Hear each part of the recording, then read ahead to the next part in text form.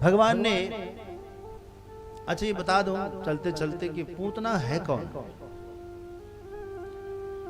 राजा बलि के दरबार में जब वामन भगवान गए थे, आपने देखा ना, वो दर्शन किया, तो वामन भगवान को देख करके राजा बलि की पुत्री, उसका नाम है रत्नमाला, रत्नमाला सोचते आहा कितना प्यारा बालक है, कितना क्यूट, मन करता है गोदी में खिला लो। एक ने कहा बगल में, अच्छा तो मिल जाए तो क्या करोगी?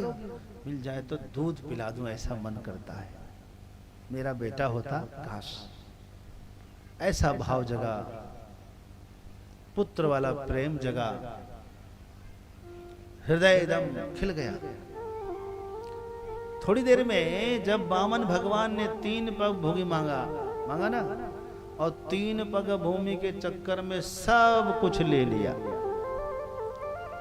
बलि का जब सर्वस्व ले लिया, तब किसी ने कहा कि अब कैसा लग रहा है? हम तो समझे कि बड़ा छोटा है, लेकिन बड़ा खोटा निकला, एकदम विष की पुड़िया। बोले अब मिले तो क्या करोगी? मिलेगी तो विष खिला दूंगी, जहर पिला दूंगी ऐसे को। तो भगवान मन ही मन मुस्कुराए, अभी तो आप दूध पिला रही थी, अभी आप विष पिलाने लगी, चलो हम मौका देंगे आपको। वही वामन भगवान है श्री कृष्ण, आज मौका दिया है।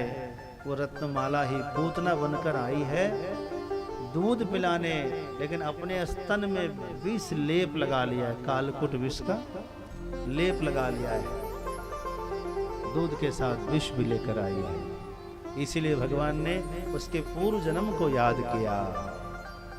अब तो खुश है ना, आपकी इच्छा हमने पूरी कर दी मौसी। मौसी आप लोग क्या बोलते हैं? मासी,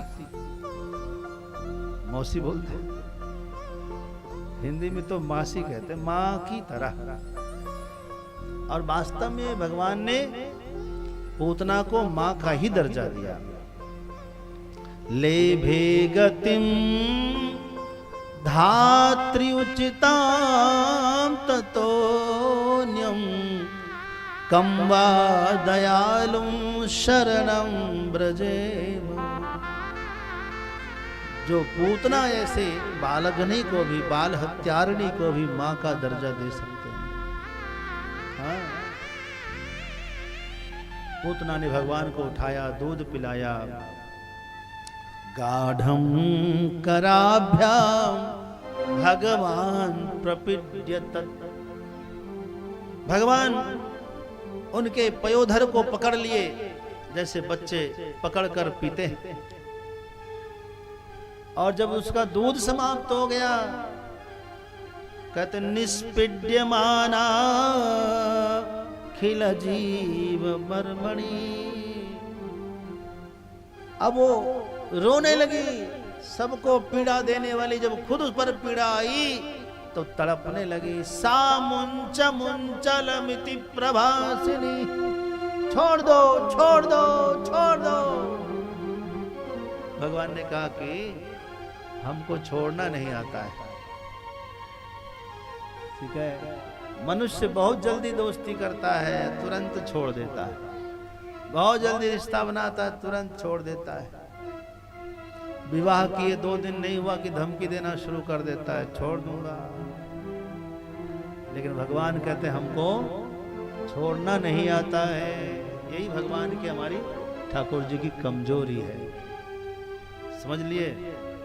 जिस दिन आप पकड़ में नहीं आए, जब तक नहीं आए तब तक आप बचे। जिस दिन पकड़ में आ जाएंगे ना, फिर इसके चंगुल से आप छूट नहीं पाएंगे। हाँ, ध्यान से जाना वृंदावन, और मेरे बांके बिहारी से नजरें मिलाना संभल के जरा, कहीं यदि नजरें मिल गई ना फिर तो जादू हो जाएगा। हाँ, भगवान ने पूतना का कल्याण कर दिया। दूध के साथ रोष, प्राणै समम रोष समन्वितो पिबत, प्राण भी खींच लिया भगवान। गिरिधर बना के पूतना का संस्कार किया। यशोदा मैया ने कन्हैया को गौमूत्र से छींटा लगाया, गोपुछ से झाड़ा लगाया, गाय के खुर की मिट्टी से तिलक किया। हाँ, और उसके बाद फिर आशीर्वाद दिया, स्वस्ति वाचन कराया, दान कराया। अब आइए, पूतना का शरीर में जब सबने आग लगा दिया तो उसके शरीर से जब धुआं उठा, लिखा है दह्यमानस्य देयस्य धूमश्चा गुरु सौरभः, चंदन की सुगंधी आने लगी। जबकि बाल किसी का जले तो बदबू आती है कि खुशबू आती है? बदबू आती है ना, लेकिन सुगंधी छा गई चारों तरफ। क्यों सुगंधी छाई? अरे, जिसके स्तन से लगकर ठाकुर जी ने दूध पान किया हो, उसके शरीर तो सुगंधित हो ही जाएंगे, शुद्ध हो गया उनका शरीर। पूतना मरने के बाद बैकुंठ गई है, सीधा बैकुंठ गई, और बैकुंठ में जाकर के सीधा वो जय विजय को धक्के मार कर भीतर चली गई। लोगों ने कहा कि यहाँ कैसे आ गई, कौन हो? कहा कि मैं तुम्हारे ठाकुर की मम्मा हूँ, मम्मा। दूध पिलाई हो, दूध। अब पिलाई थी क्या? विष पिलाई। फिर भी कहा दूध पिलाई हूँ, इसीलिए आई हूँ, खबरदार मेरा ख्याल रखना। ऐसी जब्बर मैया बनी हो। भगवान भी कुछ नहीं बोले, हाँ ठीक है भैया, पिलाया तो सही इसने।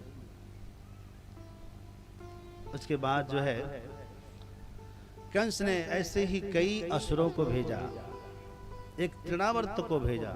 उसमें यशोदा मैया कन्हैया को दूध पिला रही थी। दूध पिलाते पिलाते हवा में उछालने लगे। ऐसे उछालते हैं ना, कभी आप लोग भी करते हैं? बच्चे को ऐसे हवा में जब उछालते हैं हवा में, तो बच्चा रोता है कि हंसता है? हंसता है। उसको तो रोना चाहिए ना, लेकिन वो हंसता है। मालूम है क्यों हंसता है? क्यों हंसता है? क्योंकि उसको भरोसा होता है आपके ऊपर। मम्मा, तुम तो मुझे देखे बगैर एक पल नहीं रह सकती, तो मुझे कैसे फेंक सकती है, छोड़ सकती है? और वही कोई दूसरा आदमी उछाले तो है? रोता है। पिता भी उछाले तो एक बार घबराएगा, पता नहीं क्या पता फेंक ही दे गुस्से में, लेकिन माँ से नहीं घबराता है, वो खुश। ऐसे ही हम भगवान से कहते हैं त्वमेव माता च पिता त्वमेव, त्वमेव बंधु च सखा त्वमेव। तो हम फिर हम क्यों रोते हैं? क्योंकि हमको भरोसा नहीं होता। जरा से नौकरी छूटी, हम रोना शुरू कर देते हैं। जरा सा व्यापार में घाटा लगा, रोना शुरू कर देते हैं। रोते हैं कि नहीं रोते? याद रखना, हमको समझो भगवान ने क्या किया है, हवा में उछाला है, वापस मजबूती से पकड़ने के लिए उछाला जाता है। यह सोच करके खुश रहना चाहिए। जैसे बच्चा हंस देता है कि मम्मा ने उछाला है, वापस पकड़ने के लिए उछाला है, हंस देता है, वैसे ही हमें हंस देना चाहिए भगवान पर एक बार। लेकिन ये कौन कर सकता है? जिसको भरोसा होगा भगवान पर। बिना विश्वास का ये काम नहीं हो सकता। हो सकता है? नहीं हो सकता। अच्छा, उसी समय तृणावर्त आ रहा था। भगवान सोच रहे कि मैया उछाल तो रही है, ज्यादा ऊंचा नहीं उछाल रही है, तो हमको थोड़ा और ऊपर जाना है, पूरे गांव को देखना है ऊपर से कैसा लगता है, हेलीकॉप्टर शॉट करो। तो यशोदा मैया तो अधिक नहीं कर पा रही थी। भगवान ने सोचा कि ये जब तक छोड़ेगी नहीं है, तब तक तृणावर्त का काम पूरा होगा नहीं। तो भगवान ने अपने वजन को बढ़ा दिया, शरीर का वजन बढ़ाया। यशोदा मैया सोच रही थी कि अभी तो ठीक ही था, हल्का फुल्का था, उछाल भी रही थी, अभी अचानक ही इतना भारी कैसे हो गया भाई? समझ में नहीं आ रहा इतना भारी कैसे हो गया। तो उनको ऐसा लगा गरिमानम शिशोर वोढुम न सहे गिरिकुटवत, ऐसा लग रहा है पहाड़ जैसा भारी कैसे हो तो जा रहा हो। मैया सोच रही हो सकता है कब से दूध पी रहा है, जाने कब से दूध पी रहा है, दूध पीते पीते भारी हो गया है, इसलिए अब इसको धरती पर रख देते हैं ताकि जब उठा पटक करेगा थोड़ा तो हल्का हो जाएगा, नहीं तो कुछ बीमार भी पड़ सकता है। सो मैया ने भूमो निधाय तम गोपी विस्मिता भार पीड़िता, धरती पर कन्हैया को रख दिया और चली गई अपना काम करने के लिए। दैत्यो नामना तृणावर्ता कंस भृत्या प्रणोदिता, उसी समय तृणावर्त नाम का एक दैत्य जो कंस ने भेजा था आता है और ठाकुर जी को उठा लेता है एकदम आकाश में और घुमाने लगा चारों तरफ। तृणावर्त समझते हो? गुजराती में कहते हैं वाव, क्या कहते हैं? गवंडर, घूमते हुए हवा आती जैसे करे, घूमते घूमते सब कुर्सी टेबल ऊपर एकदम घुमाया, पूरे गोकुल में धूल धूल हो गया, कुछ दिखे ही नहीं। थोड़ी देर के लिए सब भूल गए सब कुछ को। आखिर में जब सब कुछ घुमाने के बाद जैसे मथुरा ले जाने लगा, तब भगवान ने उसके कंठ दबा दिए, वो धरती पर धड़ाम से नीचे गिरा। उसका काम पूरा। चक्रवात स्वरूपेण जहारासीन मरभकम, चक्रवात तूफान बन करके आया था, वह नीचे गिरा। गल ग्रहण निश्चेष्टो दैत्यो निर्गत लोचना, जब गिरा उसकी आंखें बाहर लटक गई। अव्यक्त रावो निपतत सह बालो विसुर बजे, वह चित्कार तो करता है लेकिन ठाकुर जी उसके आवाज को दूर तक नहीं भेजते। और उसके मरने के बाद ग्वाल बाल जाते हैं, उनको लेकर आते हैं। भगवान जो है ग्वाल बालों के संग बहुत सारी लीला करते हैं। बालू पर खेलते, बालू पर कभी खेले आप लोग? खेले? जैसे कोई अपने घर बनाने के लिए बालू गिरवाते हैं ना, बच्चे उस पे जाके खेलते हैं, उसके बालू में अपना घर बनाते हैं। देखा कभी घर बच्चों को कैसा होता है? बनाया? अरे वाह, हमसे कभी बना ही नहीं। मैंने भी कोशिश की थी, तो होता क्या था कि सब बना रहे थे लेकिन कन्हैया से घर नहीं बन रहा था। सबका बन जाए, उनका बने ही ना। उसका कारण ये था कि सब लोग अपना घुटना से नीचे लगाते थे और हो जाता था, लेकिन ये घुटना से ऊपर तक लगा दे नीचे। हम राजा का बेटा है, बड़ा घर बनाएंगे, और बड़ा घर बनाने जैसे निकाले घर ही गिर जाए। ठाकुर जी का घर बने ना, सबका घर सुंदर सुंदर बन गया बालू पर। तो ग्वाल बाल ने कहा कन्हैया तेरे घर नहीं बनो। भगवान ने कहा कोई बात नहीं, तो रहोगे कहाँ? हम तुम्हारे घर में रह लेंगे। वो कहते ना ना, मेरे घर में कोई जगह नहीं तुम्हारे लिए। अरे भैया एक कोने में थोड़ी ताक पे जगह दे देना। बोले नहीं नहीं, यहाँ हम दाढ़ी बनाने का सामान रखेंगे, यहाँ मेरी गैया रहेगी, यहाँ मेरी मैया रहेगी, यहाँ दीदी रहेंगे, ये फलाना ये फलाना, कहीं छुए हाथ लगाने तक न दे। अब ठाकुर जी का घर तो बना नहीं, और कोई भगत उसको अपने घर में जगह ना दे, तो ठाकुर जी को आया गुस्सा। धड़ाम धड़ाम लात मार मार के सबका घर फोड़ डालो, खत्म। भगवान ने कहा जिस घर में मेरा स्थान नहीं, वो घर घर नहीं शमशान होगा। मेरे लिए जगह नहीं है, दाढ़ी बनाने के लिए सामान रखेगा, हैं? सबके लिए जगह है, मेरे लिए जगह नहीं है, वो घर घर नहीं रहेगा। अच्छा बताओ, क्या भगवान घर अपने लिए खुद बनाएंगे? भगत किस लिए होते हैं, है कि नहीं? तो मंदिर बनाना भगवान का काम नहीं है, मंदिर बनाना भक्तों का काम है, देखभाल करना भक्तों का काम है। विधर्मी लोग ऐसा प्रश्न करते हैं कि तुम्हारे भगवान में इतना दम है तो अपनी रक्षा वो खुद क्यों नहीं कर लेते? ऐसा वो प्रश्न करते हैं। विधर्मी लोग आजकल माइक में कहते हैं जो भगवान तुम्हारे अपने ऊपर बैठी हुई एक मक्खी नहीं उड़ा सकते, वो तुम्हारे दुखड़े कैसे काटेंगे? एक बात बताओ, जब भगवान को स्थापित किसने किया? भगत ने किया ना। मंदिर किसने बनाया? भगत ने। उसकी सेवा किसको करनी चाहिए? रक्षा किसको करनी चाहिए? भगत को। ये सब काम भगत का है, भगवान का नहीं है भाई। समझ में आया? तो भगवान की रक्षा करना, मंदिर में सेवा करना किसका काम है? भगत का काम है। आप लोगों से मैं कहूंगा, इस गांव में जितने मंदिर हैं, आप लोग मंदिर जाना शुरू करिए। मंदिर में जाते ही सेवा करना, साफ सफाई करना। पूजा करने वाले तो बहुत आएंगे वहां भगवान के पास, लेकिन सेवा वाले जो हाथ होते हैं वो पूजा करने वाले हाथ से ज्यादा सुंदर होते हैं। जब भी मंदिर जाना, कुछ न कुछ सेवा करना।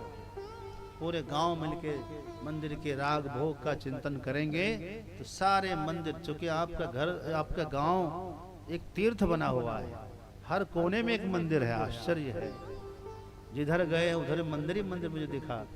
तो आप लोग वास्तव में महान हैं।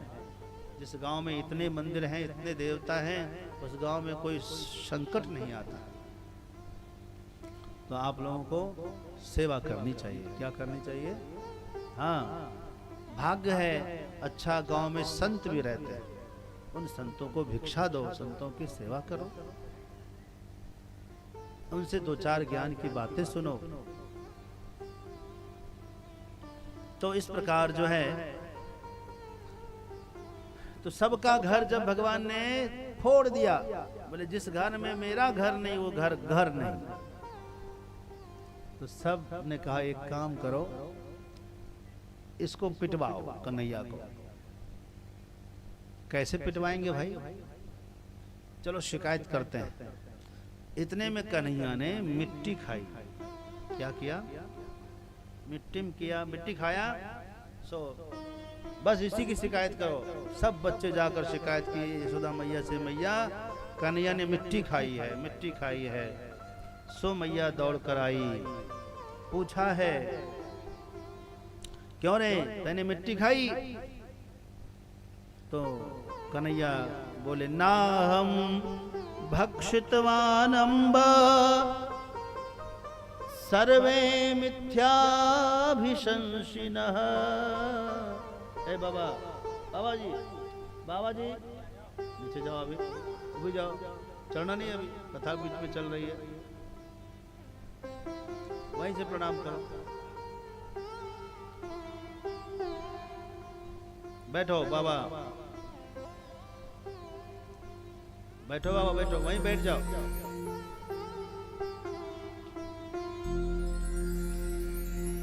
तो भगवान ने कहा, नाहम भक्षितवान अम्ब सर्वे मिथ्याभिशंसिनः।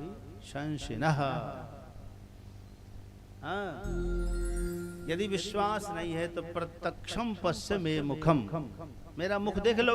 विश्वास नहीं है तो सो मैया ने कन्हैया का मुख देखा। जैसे मुख देखा तो क्या देखा? अरे उसके मुख में तो पूरा ब्रह्मांड दिखने लगा। धरती दिखी, आकाश देखा, स्वर्ग देखा, पताल देखा, नरक देखा, मृत्युलोक देखा, मृत्युलोक में गोकुल देखा, गोकुल में एक यशोदा है, उस अपने लल्ला का मुख देख रही है वहां। ये सब देख देख करके दंग रह गई यशोदा। ऐसे कि क्या हुआ पता नहीं, जैसे आंख नीचा देखा सब खत्म था, पता नहीं क्या हो गया, एकदम चकित हो गए। कन्हैया ने कहा, मैया आपने क्या देखा? बोले भीतर में बड़े बड़े पर्वत देखे, आसमान देखे, धरती मकान देखे। देखा मैया मेरे अंदर भी मिट्टी है ना? बोले हाँ, अंदर भी मिट्टी, बाहर भी मिट्टी, शरीर में मिट्टी, सब जगह मिट्टी है, तो क्या खाना और क्या पीना। ऐसे माया में भुला दिया। जय जय श्री, जय जय श्री राधे। गर्गाचार्य को वसुदेव जी ने नामकरण संस्कार करने के लिए भेजा। गर्ग मुनि ने गुप्त रूप से ठाकुर जी का नामकरण संस्कार किया। क्या नाम किया? भगवान का नाम रखा, बहूनि संति नामानि रूपाणि च सुतस्य ते गुणकर्मानुरूपाणि तान्यहं वेद नो जना। अरे मैया, इसके तो बहुत सारे नाम हैं, लेकिन फिर भी मेरे हिसाब से कृष्ण अच्छा नाम है ना। एक का नाम बलराम, एक का नाम कृष्ण रखा। बोले कृष्ण भगवान की। एक बार यशोदा मैया दधी मंथन कर रही थी। ठाकुर जी उतर कर आए और मंथन करने लगे, मदद किया कर रही थी। ठाकुर जाके पकड़ लिए। यशोदा मैया ने कहा, लाला क्या चाहिए? मैया मुझे भूख लगी है। ठाकुर जी को आते देखकर यशोदा मैया के आंचल से दूध बहने लगा। दूध क्यों बहा? इसीलिए दूध बहने लगा कि आज तो ठाकुर जी मक्खन खाएंगे। यशोदा मैया पहले से मक्खन बना रही, मक्खन खिला देगी तो आज मेरा भोग नहीं लगेगा, इसीलिए दूध बहने लगा। सो मैया ने कहा कि लाल जी थोड़ा ठहरिए, मक्खन एकदम तैयार होने वाला है, अभी तुरंत आपको भोग लगाती हूँ। बोले नहीं नहीं मैया, ये तो बहुत टाइम लग जाएगा, इसमें मुझे दूध पिला दो, अपना वाला पिला दो। भगवान सबकी सुनते हैं। हाँ, भगवान यशोदा मैया के आंचल का दूध पीने लगे। इतने में चूल्हे पे दूध रखा था, वो उफनने लगा। क्यों उफनने लगा? कि ठाकुर जी तो वहां का दूध पी रहे, उसके बाद मक्खन खा लेंगे, पेट भर जाएगा, मुझे कौन पिएगा, मेरा भोग कौन लगाएगा। इसलिए चूल्हे में जलने लगा बह बह करके। यशोदा मैया दौड़ी, उसको संभाला। ठाकुर जी ने पूछा था, मैया जरा बताना, दूध प्यारा कि पूत प्यारा? बोलो बोलो, सोच के बोलना, दूध प्यारा कि पूत प्यारा? बोलो, पूत प्यारा। पूत प्यारा दूध क्या है? और ऐसा कहा उसी समय में जैसे दूध उफनने लगा चूल्हे पर, सो मैया ने अतृप्तम उत्सृज्य गोपी, तत्काल कन्हैया को नीचे पटक दिया और दौड़ गई दूध संभालने के लिए। मेरे ठाकुर जी को क्रोध आ गया। देखो अभी झूठ बोली, अभी बोली थी कि पूत प्यारा, और दूध को संभालने के लिए पूत को पटक कर चली गई। तो ठाकुर जी ने वही डंडा उठाया और एक एक करके सारे माटलों को फोड़ दिया, फोड़ने लगे। उसी समय भगवान के प्यारे सेवक हनुमान जी आए। हनुमान जी आए, उसके साथ में बहुत से बंदर आ गए। तो भगवान कृष्ण ने सोचा कि श्री रामावतार में इन बंदरों ने बहुत सेवा की, हमने इनको अपने हाथों से कुछ नहीं खिलाया। आओ आओ मक्खन खाओ, अच्छा मौका है। बंदरों को खिला रहे पकड़ पकड़ के, बुला बुला करके, बड़ा आनंद है। हाँ। मरकान भोक्षण विभजते स अति भांडम भिन्नति द्रव्यालाभे स गृह कुपितो यात्युपक्रोश्यता तोकार। कन्हैया उसी समय मैया देखती है, अरे दैया रे दैया, ददिया सांस के हंडी सब फोड़ डाले हुए, छोड़ेंगे नहीं इसको। डंडा पकड़ करके सोटी लेकर दौड़ाई है। कन्हैया आगे आगे, मैया पीछे पीछे। सुखदेव जी कहते हैं, देखो परीक्षित, तुम्हारा भगवान, देखो परमात्मा कैसे डर के मारे दौड़ रहे। जिनकी केवल वक्र भिकुटी के भय से सागर सप्त उबलते देखा। जिनके वक्र भिकुटी से के भय से सागर सप्त उबलते देखा। उनको माँ यशोदा के भय से अश्रु बिंदु दृग ढलते देखा। वही जिनके क्रोध से सागर उबलने लग जाए, वही आज यशोदा मैया के भय से भयभीत होकर भाग रहे हैं और रो रहे हैं, मैया छोड़ दे, मैया माफ कर दे, मैया माफ। प्रबल प्रेम के पाले पड़कर प्रभु को नियम बदलते देखा, अपना मान टले टल जाए, भक्त का मान न टलते देखा। जिनका ध्यान बिरंच सनकादिक नारद सेना संभलते देखा,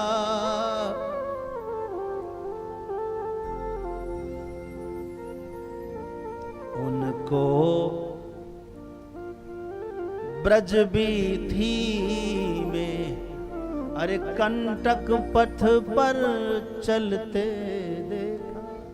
ये क्या है बंधुओं? ये है प्रेम। समझ गए?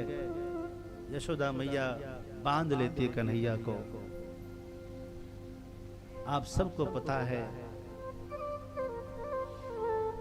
और मैया गई कुछ काम करने, द्वार पर एक यमलार्जुन था। हाँ, एक अर्जुन का जुड़वा वृक्ष था, उसके बीच से कन्हैया निकल गए। पीछे पीछे रस्सी रस्सी में बंधा था उखल। उखल अटक गया। जैसे उखल अटका, कन्हैया ने मारा झटका और दोनों वृक्षों को उठा के पटका। ऐसा पटका कि उस वृक्ष के जड़ से 2 गंधर्व निकले। ये कुबेर के पुत्र थे, नाम था नलकुबर और मणिग्रीव। ये दोनों देव ऋषि नारद के शाप से वृक्ष बने थे। हुआ ये था कि ये दोनों अपने अपने अप्सराओं और अप्सराओं के साथ में, गंधर्व तो थे ही, जल क्रीड़ा कर रहे थे, स्नान कर रहे थे नदियों में। उसी समय देवर्षि नारद जी गुजर रहे थे, तो नारद जी को देख करके स्त्रियां तो अपना अपना कपड़ा संभाल ली, लेकिन ये दोनों नशा किए हुए थे। जैसे कि वैसे खड़े रहे, कपड़ा भी नहीं पहना, नमस्कार भी नहीं किया। तब नारद जी ने सोचा कि इसको शिक्षा तो देनी पड़ेगी। इतने महान इसके पिता है कुबेर, शिव जी के मित्र हैं कुबेर, इतने महान पिता के पुत्र इतने बिगड़े हुए। कभी कभी ऐसा नहीं होता? होता है कि नहीं? कभी कभी ऐसा देखने में आता है, पिता कितने महान, अब पुत्र उतने ही, समझ लो ऐसा होता है। कंट्रोल से ही बाहर है, सुनने के लिए भी तैयार नहीं है। क्या करे बेचारा। तब नारद जी ने कहा कि पिता नहीं सिखा सकता तो क्या हुआ, संत तो सिखा सकता है, मैं इसको सिखाऊंगा। श्राप दिया, अरे मूर्ख, तुझे शर्म नहीं है? एक कुबेर के ऐसे महान प्रतापी तपस्वी के पुत्र होकर तुम शराब पीते हो, और मुझे देख करके एकदम वृक्ष की तरह तनकर खड़ा रह गए। जाओ तुम दोनों वृक्ष बनो, मैं श्राप देता हूं। जैसे श्राप लगा ना, तो सब नशा उतर गया। महाराज मेरा कल्याण कैसे होगा? होगा, जाओ वृक्ष तो बनोगे, संत तो दया होती है ना, लेकिन भगवान के द्वार पर बनोगे, एक दिन भगवान झटका मारेंगे, तेरा कल्याण हो जाएगा। आज वही दोनों भगवान से क्षमा मांग रहे हैं और प्रार्थना कर रहे हैं, प्रभु क्षमा कर दीजिए, हम आपकी सेवा पूजा हमेशा करेंगे। भक्त वत्सल भगवान की।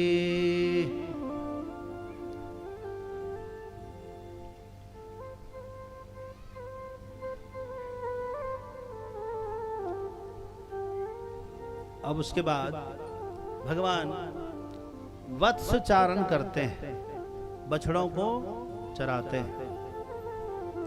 और वत्स चारण करके भगवान ने ब्रह्मा जी को बड़ी सुंदर शिक्षा दिया। और वत्स चारण करते समय भगवान ने एक लीला की, उसका नाम है माखन चोरी की लीला। ये लीला कहे बिना आगे नहीं बढ़ना चाहिए। क्यों? माखन में क्या विशेषता है, क्यों प्रिय है? तो माखन में 3 अक्षर है, मा, ख और न। माख का मतलब होता है क्रोध, और न मतलब नहीं। अर्थात जहां क्रोध नहीं है, जहां जो कठोर नहीं है, वही तो मक्खन है। कितना मुलायम है कि नहीं? यशोदा मैया जाए ना दे तो ठाकुर जी आए। अब बढ़िया थोड़ा नोक झोंक होता है तो अच्छा लगता है। एक गोपी ने सोचा है इसको पकड़ेंगे और उलाहना देने के बहाने यशोदा मैया के पास ले जाएंगे। कैसे पकड़ा जाए? तो उसने मक्खन जो है दही में बना के तुलसी दल पधरा के ऊपर छीक में बांधा, छीके में, और वहां घंटी बांध दिया उसमें। जैसे आएंगे ये लोग पकड़ेंगे तो घंटी बजेगी, हम जग जाएंगे। सो ठाकुर जी आए और देखा ऊपर में है माटला, तो क्या किया, बच्चों को खड़ा कर दिया, नीचे बैठाया उसके ऊपर करके, तारा ऊपर करके पहुंच गए। जैसे ही भगवान ने हाथ लगाया घंटी बजने लगी। ठाकुर ने कहा चुप चुप चुप, बिल्कुल चुप। तुम कौन हो, क्यों बज रहे हो? घंटी ने कहा सरकार जानते नहीं, इतने दिन से मैं आपकी सेवा कर रहा हूँ। मेरे बजे बिना कभी भोग लगा आपका? मैं तो आपका सेवक हूँ। अच्छा, सेवक है। हाँ बस सरकार, मंदिर में हर दिन मैं तो बजता हूँ, तभी तो घर भोग लगता है आपका। अच्छा तो ठीक है, सेवा है तो मेरी आज्ञा का पालन करेगा? बोले करूंगा। देख सब दिन बजना, आज नहीं बजना, आज तुम साइलेंट रहो। ओके ठाकुर जी ठीक है, साइलेंट। भगवान ने निकाला अंदर से माल और नीचे सप्लाई करना शुरू किया। लो सबको खिलाया, एकदम घंटी नहीं बजा। सबके खाने के बाद सोचा अब मैं खा लेता हूँ।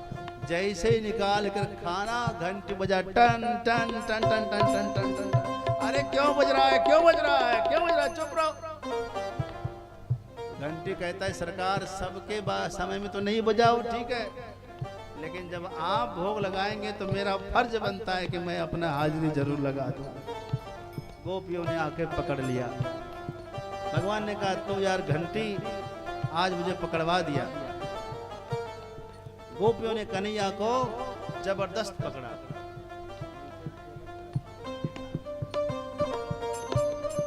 पकड़ लिया, अब खींच के लेके जाने लगे यशोदा मैया के पास। कन्हैया ने कहा कि अरे भाभी दया करो हम पर, माफ कर दो, छोड़ दो, अब मैं दोबारा नहीं आऊंगा आपके यहाँ चोरी करने। गोपी मन में सोची है ना ऐसा मत करो कन्हैया, ऐसा मत कहो कि दोबारा नहीं आऊंगा। मैं तो चाहती हूँ तो रोज आओ मेरे यहाँ। थोड़े नोक झोंक होता है, अलग बात है। ऐसा बोलोगे तो कभी नहीं छोड़ूंगी तुमको। कन्हैया के भाभी छोड़ दो, फिर ऐसी गलती नहीं करूंगा। वो तो चाहती गलती करे, ले जा रही है। इतने में कन्हैया का मित्र उसका बेटा था, उस गोपी का बेटा ठाकुर जी का मित्र उधर। उसने कहा अरे कहाँ जा रहा है? इशारे में कहा पकड़े गए तुम आज? कन्हैया ने कहा इधर आ। इशारे में बुलाया, आया, धीरे से आया, पीछे से आ गया। कहा भाभी इतनी देर से हाथ पकड़ी हो, मेरे हाथ में दर्द हो गए, थोड़ा हाथ बदल लो, मेरा दूसरा वाला हाथ पकड़ लो। सो धीरे से अपना हाथ निकाल के उसके बेटा वाला हाथ पकड़ा दिया। अब गोपी लेके जा रही है यशोदा मैया के पास। आज तो शिकायत करूंगी। हाँ हे मैया, हे यशोदा, बहुत चालाक बनती थी, बहुत सयानी बनती हो। मेरे बच्चे, मेरे लल्ला, देखो आज तेरे लल्ला को रंगों हाथ पकड़ के लाई हूं चोरी करते हुए। कन्हैया तब तक वहां पहुंच चुके थे भीतर। पालने से उतर करके अंगस मंगस करके, मैया देखो तो कौन बाहर आवाज लगा रही है। बोले अरे देखे तो, जब देखा तो उसी का लड़का उसके साथ नीचे पकड़े और जोर जोर से चिल्ला, देख मैं तेरे लल्ला को आज पकड़ कर लाई हूँ। एकदम खूब जोर जोर से चिल्लावे। मैया हंसे। पीछे से कन्हैया आए, मैया जाई ते कहूँ इन सब गोपियन के विश्वास मत करना, ये सब झूठ है, ये सब कितना फरेब कर रही, देखो ना। यशोदा मैंने कहा एक बार तू झांक ले, किसको लेके आई है। जो देखा अरे अपना ही लड़का है, तो एक तमाचा मारा। मूर्ख, तू कहाँ बीच में आ गया भक्त भगवान के बीच में। लज्जा के मारे मुंह दबा के चली गई। कन्हैया पीछे से दौड़ कर गए, क्यों भाभी, कहा था ना कि हाथ छोड़ दो, दोबारा ऐसी गलती की ना, इस बार तो बेटा का हाथ पकड़ाया था, अगली बार भतार का हाथ पकड़ा दूंगा।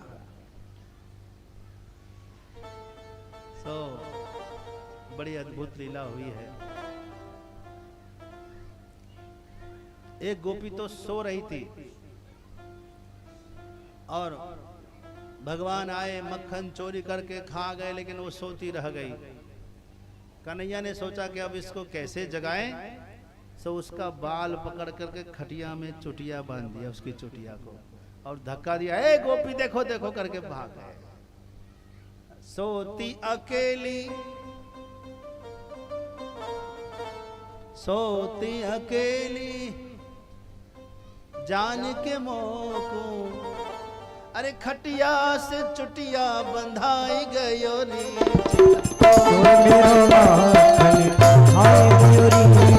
चोर मेरो माखन खाई गयो नी, चोर मेरो माखन खाई गयो नी।